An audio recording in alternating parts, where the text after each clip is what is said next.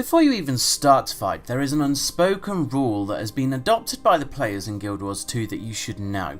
It's a simple rule, but an important one, and this is regarding players who are downed and dead. This simple rule is as follows. If a player is downed, it is others' responsibility to help them back up before they die. If a player is dead, it is their responsibility to use a waypoint. The simple fact surrounding this is that dead players can take a while to resurrect. As such, if you're in the thick of battle and you are wasting time running around picking dead guys up off the floor, don't expect to stay alive yourself. As mentioned in a previous video, events scale up with the more players that are in the area. Sadly, a dead player is equal to a living player. So while it's easier to just wait around for someone to resurrect you, the harsh reality of it is that you are making things much more difficult for the other players doing the event while you take a nap on the floor. Always use a waypoint as quickly as you can when doing large scale events if you are dead. Another thing to keep in mind is thanking people. If you die and there is no real danger around, for example from falling damage, you could wait for someone to resurrect you as there is no danger for them, which is fine. Just remember to thank them for it, because they don't technically have to res you if they don't want to. On the flip side of that, if you're in a meta event and you get downed and someone starts resing you, leave out the thanks, because by the time you've typed TY and hit enter, you'll probably be back on your feet and then downed again because you were too busy thanking people. The only button you should be pressing while someone is resing you is the dodge button, to give yourself the best chance possible. The first thing you should do when you get up is a dodge roll and then perhaps a healing skill. Always remember this golden rule, never give your life to save another. Resurrect is a great mechanic in this game if used correctly. Just be sure to unlock all nearby waypoints before you go charging into battle, so in the case that you do wind up dead, you can get out of there quickly and give your fellow players the best chance possible. Again, as mentioned in a previous video, if you have taken part in the event in some way, i.e. have handed in some items or killed some enemies, then you can be halfway across the map and you will still be rewarded for it, so don't feel like using a waypoint will rob you of a reward, because it won't. Now there is another way that you can get up from the down state on your own. It's a common mistake that a down player will mash skill 4 to try and heal themselves to get back up, which will work just fine as long as no enemies are around to attack you. If you're using skill 4 and you get hit by any form of attack, you will be interrupted and the skill will go onto cooldown. The best thing you can do to get yourself back up without worrying about other players seeing you and helping you back up is to simply search around for an enemy that has low health, using your down skills 1 and 2 to attack the enemy until it dies. In large scale events this is quite useful. If you have attacked an enemy, you'll get up if that enemy dies, and it doesn't have to be you who kills it. This is the main concept of fight to survive, so using a large amount of AoE when you're low on health will increase your chances of getting back up again, as you will have tagged a fair number of enemies before you went down. In some cases, you can even attack things like turrets or pods or anything with a yellow name, and by destroying it you will get back up. So just remember, before you hit skill 4, try to kill something.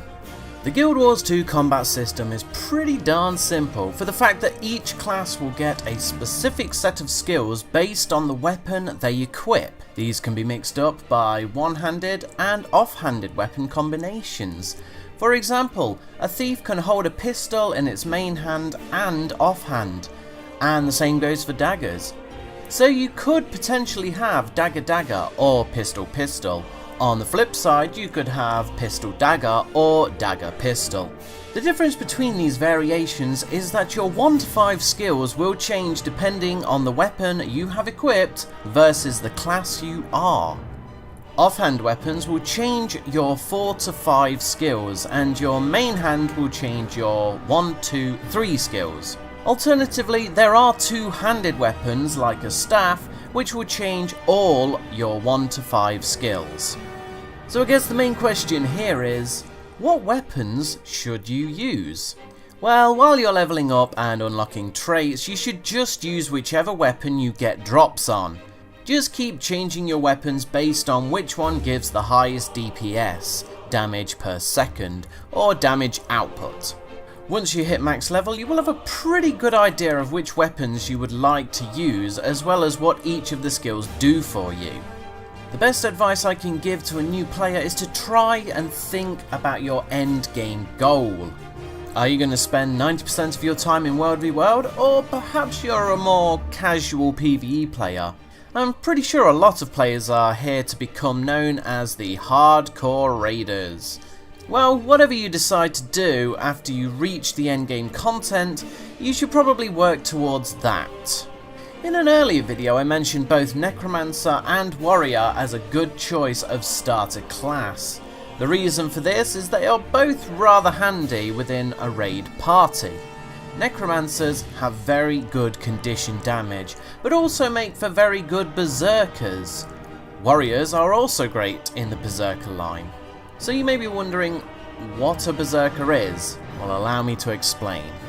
Each armor and weapon has a set of stats that will boost your basic stats in a certain direction. Berserkers will boost your power, precision and ferocity, allowing you to hit very hard and deal a high amount of DPS. However, this will sacrifice vitality and toughness, so you'll become rather easy to kill. But this is where other players come into the equation.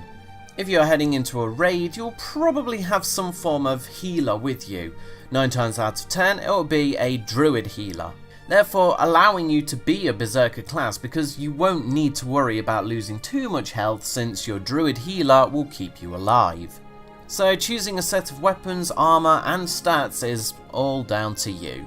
Most PvE players will be a berserker with a condition built ult or perhaps a druid or tank. So don't worry too much about filling a certain criteria, as there will be plenty of players to help you out.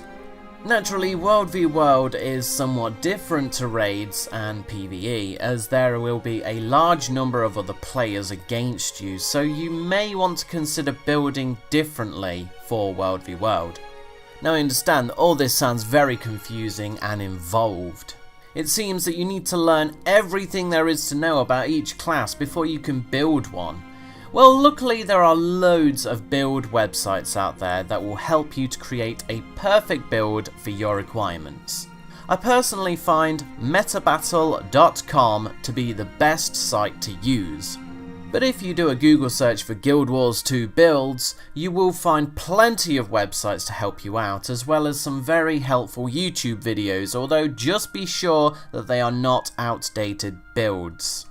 Once you've chosen a build you like, let's take Berserker as an example, you should start to get the materials you need to start crafting your armor. It's a good idea to get a full set of ascended gear as soon as you can, but this can be very costly and time consuming, as you'll need to master crafting professions. So in the meantime, it may be worth just buying a full set of Berserker gear from the trading post for your character while you work on your ascended stuff. Trinkets such as rings, necklaces and earrings can be purchased in all manner of places, such as Fractals of the Mist, Laurel vendors and some NPCs in the newer maps such as Silver Waste or Bloodstone Fen. So they should be pretty simple to get your hands on. I would recommend starting with them. When you're ready to start crafting your ascended Berserker equipment, you will need to craft Zoja's recipes. Use the recommended sigils and runes that are mentioned within your build website, and before you know it, you'll be making things dead in the face. Twice. Okay, so let's move on now to boons and conditions. First things first, boons are good, conditions not so good. Here is a list of conditions for you with a quick explanation of what they do. Bleed deals damage every second. Blind makes your next attack miss. Burn deals damage every second. Chill decreases your movement speed by 66%. Confuse deals damage each time you use a skill. Cripple decreases your movement speed by 50%. Fear makes you run away. Immobilize prevents you from moving. Poison deals damage every second. Slow makes skills activate and recharge slower. Taunt makes you attack uncontrollably. Torment deals damage every second and more damage if you are moving. Vulnerability makes you take more damage. And Weakness is a 50% decrease on damage dealt and endurance regeneration. Now, while these conditions can be pretty harmless on their own, if they get stacked up, you will quickly find yourself as nothing more than a pile of pulpy mess on the floor. When you face a large group in World v World, you will see what I mean. It's always a good idea to have some sort of condition cleanse with you as you roam around the world. This will help immensely when it comes to survival if you happen to be fighting a large group and you're on your own. Every class has its own way of dealing with conditions, be it cleanse, convert or transfer, so be sure to look into your class's way of dealing with them and try to make sure you keep it active. Now, much like conditions, boons will also have an effect on you, all of which are positive effects. Here is a list of boons for you with a brief explanation of what they do. Aegis blocks the next incoming attack. Fury increases critical chance by 20%.